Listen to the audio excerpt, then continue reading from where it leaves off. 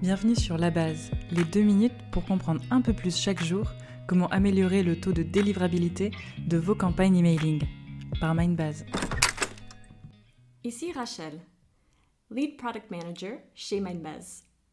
Je vais vous parler d'Apple Mail Privacy Protection ou Apple MPP.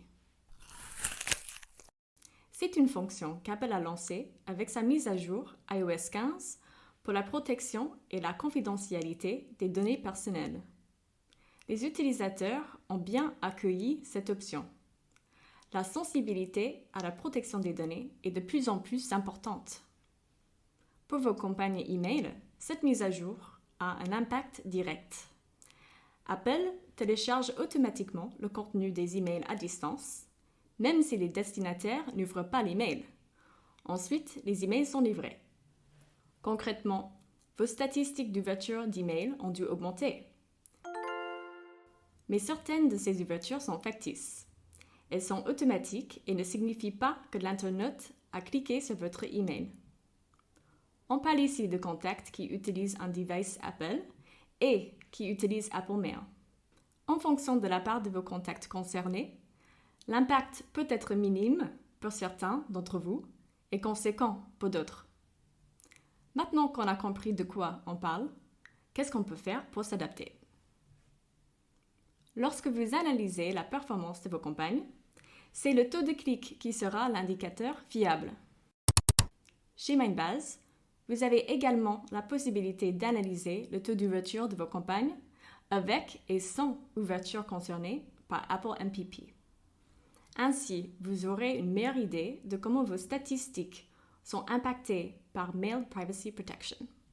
En matière de segmentation, vous avez peut-être l'habitude d'utiliser les ouvertures pour construire des segments d'actifs.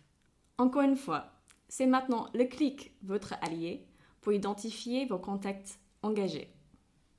Toutefois, avec une stratégie de segmentation basée uniquement sur les clics, le volume de vos segments va baisser.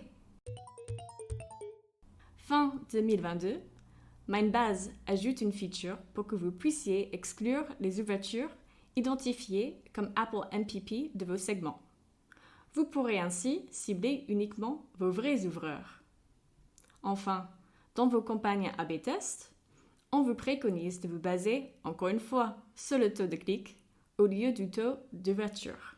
L'objectif est de choisir la meilleure version de votre campagne. Bien sûr, ces astuces doivent s'inscrire dans une stratégie globale de bonnes pratiques d'emailing, c'est-à-dire la segmentation, une liste de contacts qualitative et l'envoi de contenu optimisé. Apple MPP n'est que le début d'une tendance. De plus en plus, d'autres acteurs risquent de faire comme Apple dans une démarche de protection des données personnelles. D'ailleurs, d'autres acteurs le font déjà, mais sont moins visibles et impactants d'Apple. Si vous ne le faites pas déjà, adaptez dès maintenant votre stratégie emailing en fonction de cette évolution. Avec ces conseils, vous devriez améliorer vos campagnes email rapidement. Si vous voulez plus d'infos, on analyse le sujet sur notre article de blog.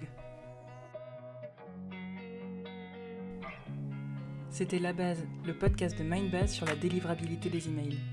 Merci de nous avoir écoutés. Si cet épisode vous a plu, laissez un avis sur votre plateforme de podcast préférée.